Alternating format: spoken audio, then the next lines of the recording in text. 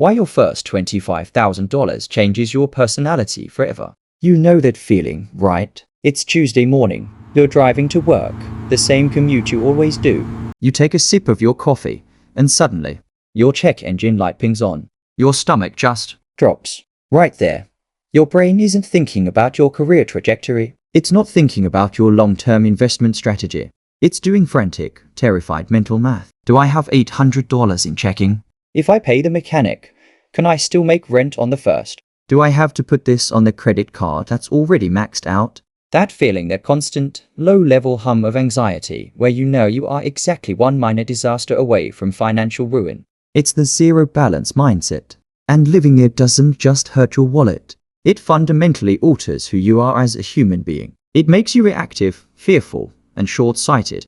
Most people think the goal is to get to $1 million.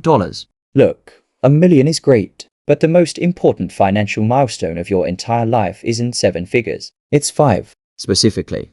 It's the first $25,000 you have sitting in an account that you don't need to touch for bills. When you cross that threshold, something snaps in your brain. The way you walk into work changes. The way you handle relationships changes. The way you view risk changes. It's not just money in the bank. It's a personality transplant. Today, I want to talk about why that specific number changes everything, and why the hardest thing you would ever do is save that first $25,000. My name is Ash, and I spend way too much time thinking about why my first $25,000 changes my personality forever. If you're someone who agrees with me, make sure to hit the subscribe button and give this video a thumbs up if this helps you out. The psychology of zero. Before we talk about having $25,000, we need to be brutally honest about what it does to your brain when you have nothing. When you are living paycheck to paycheck, you are operating in what psychologists call a scarcity mindset.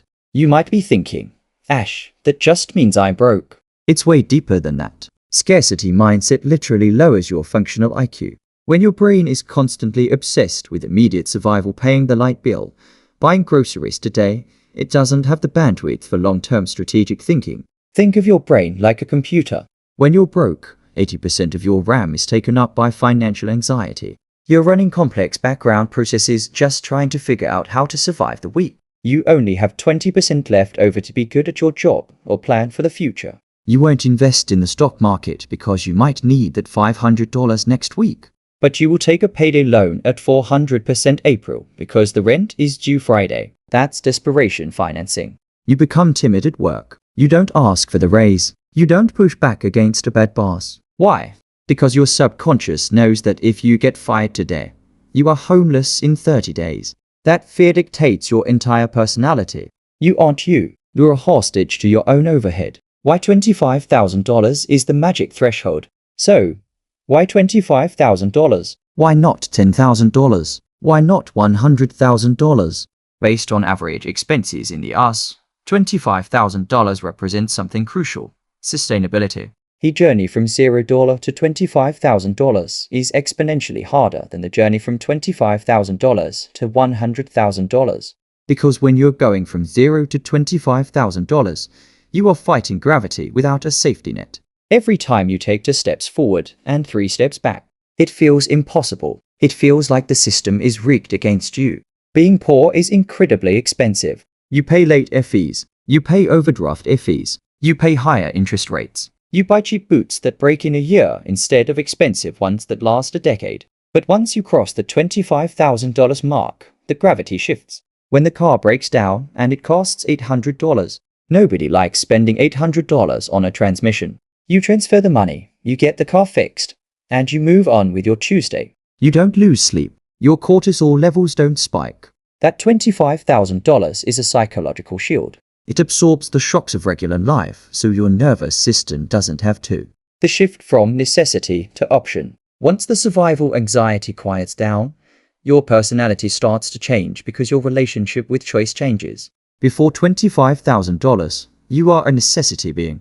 You stay in the job you hate because you need the check on Friday. You live in the crappy apartment because it's the only deposit you could afford. After $25,000, you start becoming an option being. Let's say you're in a job interview. You are qualified. You're sharp. But you are broke. When they offer you a salary that's $10,000 lower than market rate, what do? You take it. You have two. You signal desperation. Now, imagine that same interview. But this time, you have $25,000 sitting in a high-yield savings account. You know you could be unemployed for 5 months and still pay your bills. When they lowball you, you can negotiate. If they say no, you are willing to walk away. That willingness to walk away is the ultimate power move in negotiation. It's not arrogance, it's security. When you can say no to bad options, you make room to say yes to good ones. You become the kind of person who negotiates their worth, rather than begging for scraps. That's a fundamental personality shift. The compound interest of confidence. We always talk about compound interest in finance, making money, but nobody talks about the compound interest of confidence.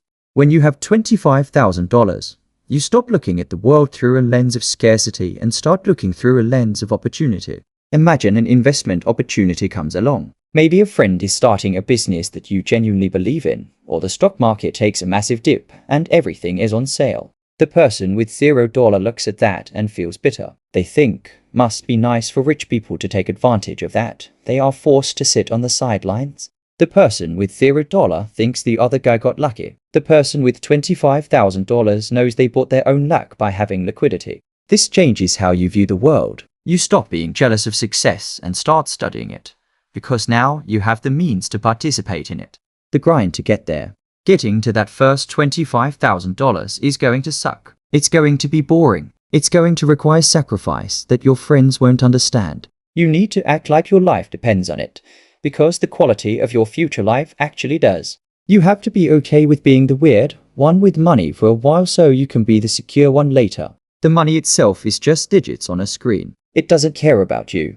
But what those digits represent is breathing room. When you don't have that $25,000, you are walking through life with a heavy backpack filled with rocks. But when you finally save that money, and you take that backpack off, the moment you hit $25,000, you exhale for the first time in your adult life. Don't aim for the million yet. Aim for the exhale.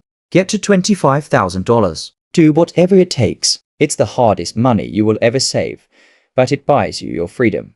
If you're ready to start that journey, make sure you subscribe to the channel. We're going to build that fortress together. I'll see you in the next one.